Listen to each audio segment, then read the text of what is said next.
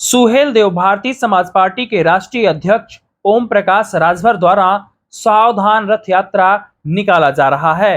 राष्ट्रीय अध्यक्ष द्वारा इसकी शुरुआत 26 सितंबर को लखनऊ से किया गया। आज 1 अक्टूबर को सावधान रथ यात्रा दनघटा विधानसभा क्षेत्र के कोचरी गांव में पहुंच गया, जहां पर ओम प्रकाश राजभर द्वारा एक जनसभा को संबोधित किया गया। इसका समापन 26 अक्टूबर को सावधान महारैली के रूप में गांधी मैदान पटना में किया जाएगा। सुहेलदेव भारतीय समाज पार्टी के राष्ट्रीय अध्यक्ष ओम प्रकाश राजभर द्वारा आज रैली में जाने के लिए गाड़ी में तेल न होने की बात कहकर आम जनता से धन मांगा गया। आपको बता दें, उनके अंगोछा फैलाते ही लोगों को पैसा देने के लिए तांता लग गया। सभी लोग जिसके पास जितना सामर्थ्य था, 1 रुपए से लेके 1000 रुपए तक लोगों ने ओम प्रकाश राजभर को गाड़ी में तेल डाल के उनकी लड़ाई लड़ने के लिए दिया गया। शिवराम चतुर्वेदी, दनघटा, संत कबीर नगर। भारतीय समाज पार्टी द्वारा 26 सितंबर से सावधान रथ यात्रा लखनऊ से शुरू होकर के उत्तर प्रदेश के 75 जिले में होते हुए गांधी मैदान पटना 27 अक्टूबर को सावधान महारैली होगी, वही समापन होगा। सावधान रथ यात्रा के माध्यम से जनता को हम सावधान कर रहे हैं कि जब तक जातिवार जनगणना के लिए आपके बीच में कोई नेता आवे तो उनसे सवाल करो कि जातिवार जनगणना जब संविधान में हर 10 साल पे होनी है तो आप क्यों नहीं कराते? हमारी गिनती क्यों नहीं होती है? हमको हिस्सा क्यों नहीं मिलता है? पहला सवाल करने के लिए जनता को हम प्रेरित कर रहे हैं। दूसरा, 75 साल की आज़ादी में 2 तरह की शिक्षा है। संविधान एक है, प्रधानमंत्री एक, राष्ट्रपति एक, तो फिर 2 तरह की शिक्षा क्यों?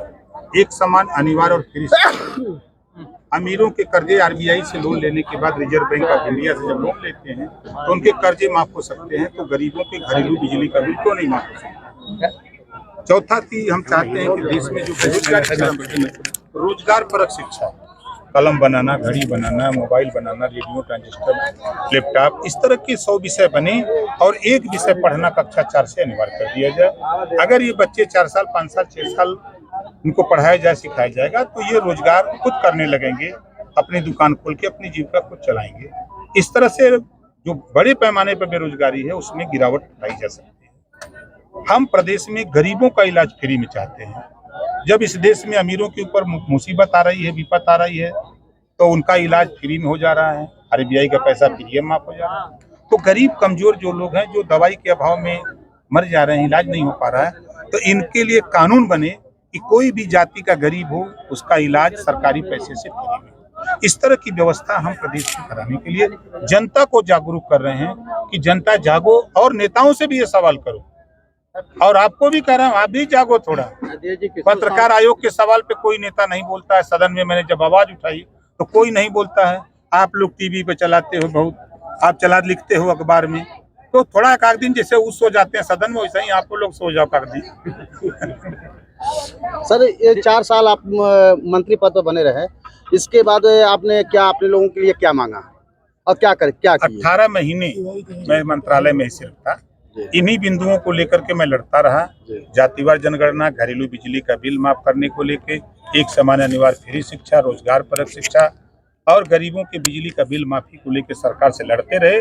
जब सफलता नहीं मिली तो मैंने मंत्री पद को छोड़ दिया, ताकि कल को आप सवाल करें हम जवाब दे सकें। सावधान यात्रा के तहत किसको सावधान कर रहे हैं? हम जनता को सावधान कर रहे हैं कि नेताओं से सावधान हो जाओ। ये नेता इस देश के 2 मुहैया सांप हैं। जनता के बीच में आते हैं तो बड़ी लंबा लंबा फेंकते हैं, और जब सदन में चल जाते हैं तो इनकी फेंकाई बंद हो जाती है, ये चुप हो जाते हैं।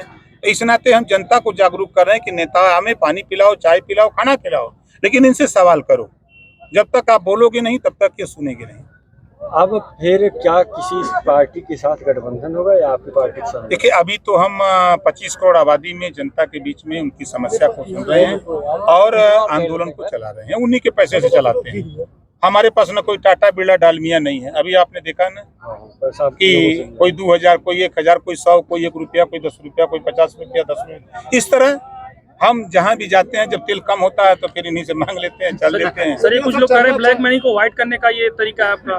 हमारे पास तो ब्लैक है नहीं तो व्हाइट कहाँ से करेंगे। लेकिन सर संदेश तो यही, इससे क्या जा रहा है? नहीं ऐसा कुछ नहीं। देखिए अब जब आप चलेंगे तो हमारे साथ चलिए 2 दिन तो आपको समझ में आएगी ब्लैक है कि व्हाइट है। Thank you. जौने दिन हम सत्ता में पहुंचा वही दिन कानून बनवाई कि 3000 रुपया मोटरसाइकिल एलाऊ सब लागू होगा। 3000 अब 300 नहीं, 3000 रुपया मोटरसाइकिल में पर दिन का 100 रुपया का तेल की व्यवस्था ओम प्रकाश राजभर कराएगा। क्यों कराऊंगा कि 27 दिन का जब रुपया ना मिलेगा तो जाने लगा होगा। यहाँ बॉर्डर सीमा लगौले हूँ अखिलेश जी महाराज,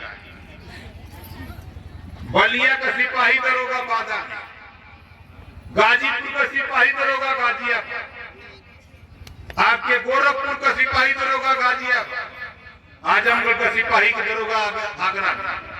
अभी बेचारे छुट्टी पावल 4 दिन का, 1.5 दिन आवत 1.5 दिन जा, अब 3 दिन तक आए। अब एक दिन बेचारे घरे अपने परिवार में बच्चन के संगे रहल और छुट्टी पाके जब जाना थाने पर तब से तू झगड़ा के दरखास्त लेके पहुंच जाए। तू कहला कि है काम है तो वो बोला डांटला भी ना डांटा। अब कुछ साल लाना 2-3 पड़ाका तो लगाऊ दे, ज्यादा बोले लेते गलत ना कर दे। यही बदे हम सोचले है कि आप लोग थोड़ी सी ताकत बनावा ये बीमारी के ठीक करे बदे। ओम प्रकाश राजभर जो बॉर्डर सीमा है, मैंने सर्च करके मोबाइल पे गूगल से देखा 3 स्टेटों में बॉर्डर सीमा नहीं है तो उत्तर प्रदेश में बॉर्डर सीमा खत्म करके दिखाएगा ये ओम प्रकाश राजभर। 4 दिन का छुट्टी पा मैं 4 दिन अपने घरे रहे तो क्या करे गुस्से ही है तब हमारे क्या करे गुरु ही। यही वजह हम तैयारी में है, यही वजह हम तैयारी में है। नेता लोगों का तनख्वाह बढ़ावा कोई तो खर्च से हाथ ऊपर कह दिए, लेकिन जब पुलिस विभाग के वर्दी का भत्ता भोजन भत्ता बढ़ावे कोई तभी लोग के मोतिया बिंदुजला लोग को ना करा। सदन में जब ओम प्रकाश राजभर बोलता है तो कोई नेता साथ नहीं देता है। यही हमारे 6 विधायक हैं, यही 6 हम लोग चाहे इतना चिल्लाई हुआ लेकिन कोई साथ देने को तैयार नहीं रहता है। इस नाते हम लोगों ने तय किया है कि जिस दिन पावर होगा सत्ता अपनी होगी तो अपने लोगों के विषय में हम लोग भी सोचेंगे। इस बात को लेकर के हम लोग पूरे प्रदेश में सावधान यात्रा लेकर के निकले। तो बोलो ये जो हम लोग चल रहे हैं तो ये सही कर रहे हैं कि गलत कर रहे हैं? आज के बाद यहाँ जितने लोग हो अब तो हमारा रुपया खत्म हो रहा है। यहाँ जितने ही हंसो मां अब रुपया ले, हमें ज्यादा रुपया ना चाहिए। यहाँ जितना लोग आयल है हमें जेकरे पहले 1 रुपया हो 2 रुपया हो 5 रुपया हो 10 रुपया हो बोला दे सकला कि ना दे सकला। आज के दे हाथ उठावा, आज हमें चाहिए रुपया। हमारे गाड़ी में तेल खत्म हो गया तो बोला गाड़ी में तेले का पैसा देगा कि ना देगा? सही बोला के दे हाथ उठाओ। ले आयल है कि ना लिया है? अपन रमेश राजभर जी खड़ा हो जाइए और मनोज राजभर जी माला पहनाएंगे अकेले खड़े। आप लोग ताली बजा के इनका स्वागत करिए। ये हमारे ब्लॉक अध्यक्ष 1 साल दिए हैं, इनको साल भेंट कर दीजिए। ठंडी बहुत लगे लेने ठंडी आवत लगा ला। और हम लोग विलंब से हैं। हमारे जिलाध्यक्ष जी का कहना था और सभी नेताओं का कहना था कि समय से आइए। आज लगभग 20वां साल शुरू होने जा रहा है, 20वां साल पूरा होने जा रहा है ना। आप बताओ लड़ाई में 1 इंच भी पीछे हम हटे हैं? जोर से बोलो नहीं। सदन से लेके सड़क तक हमारी बात में कोई फर्क आया है? सदन में जो हम लड़ाई लड़ रहे हैं वो लड़ाई आप तक पहुंच रही है कि नहीं पहुंच रही है? पहुंच रही है ना। हम आपको समय समय पर याद दिलाते हैं। आज सावधान यात्रा के माध्यम से हम आपको सावधान करने आए। आजादी के 75 साल बीत गए। 1931 में जातिवार जनगणना हुई थी।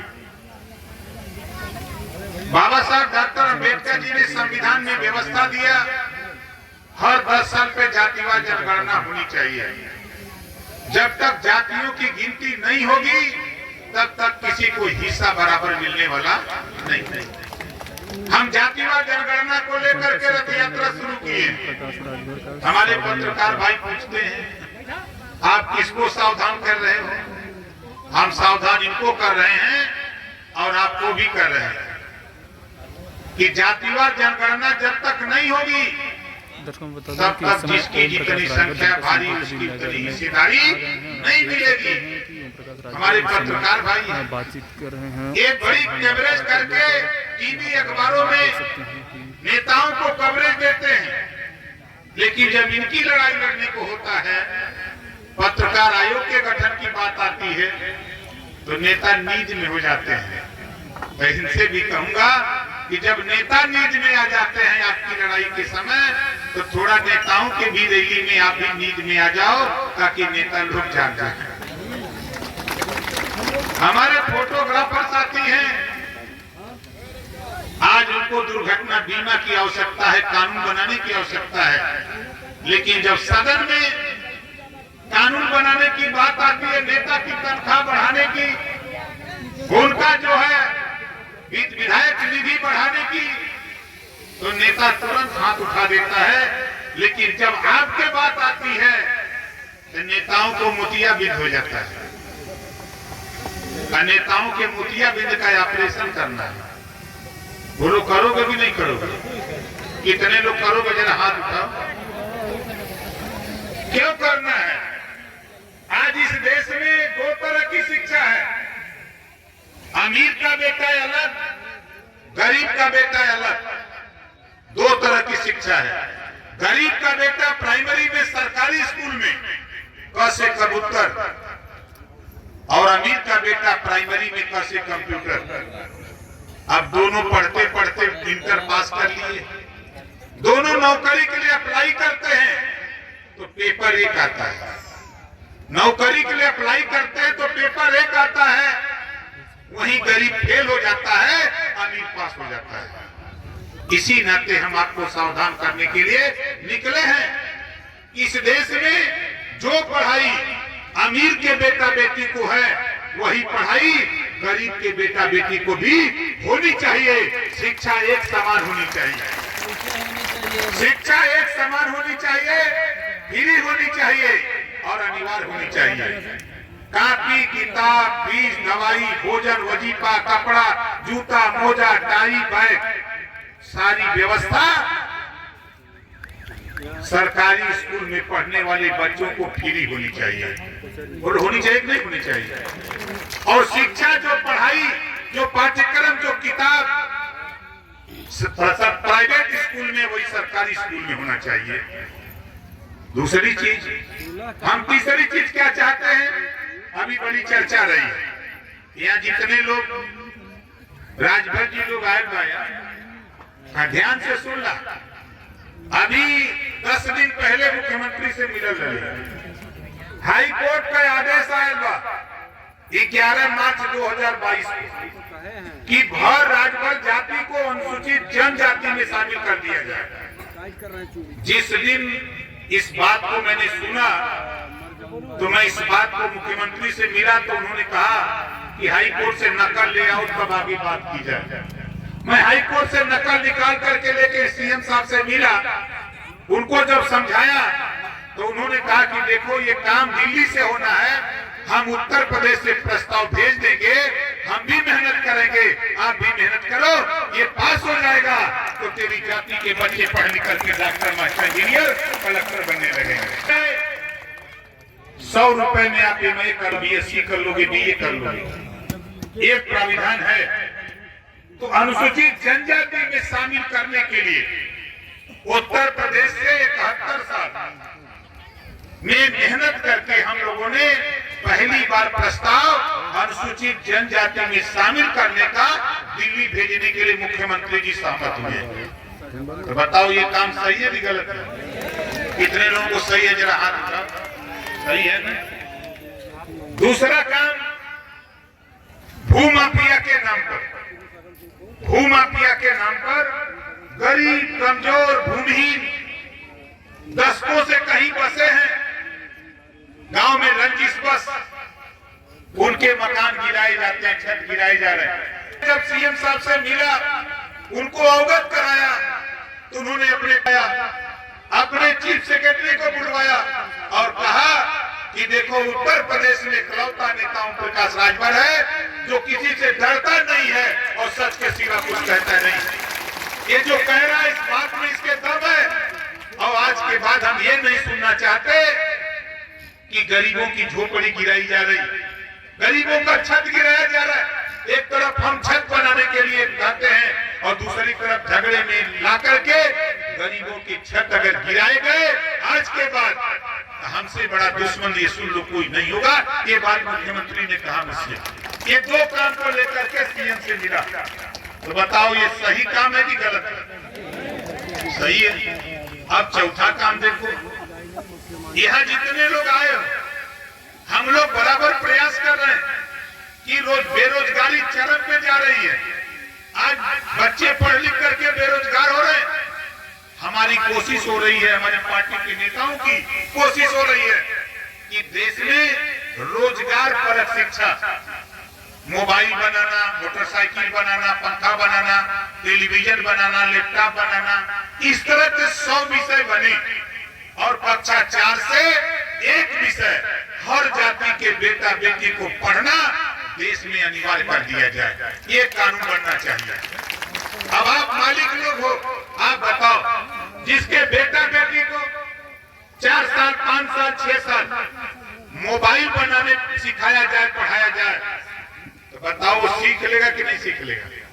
जोर से बोलो, सीख लेगा। तो वो तो बेरोजगार नहीं रहेगा। कोई घर ऐसा नहीं है, घर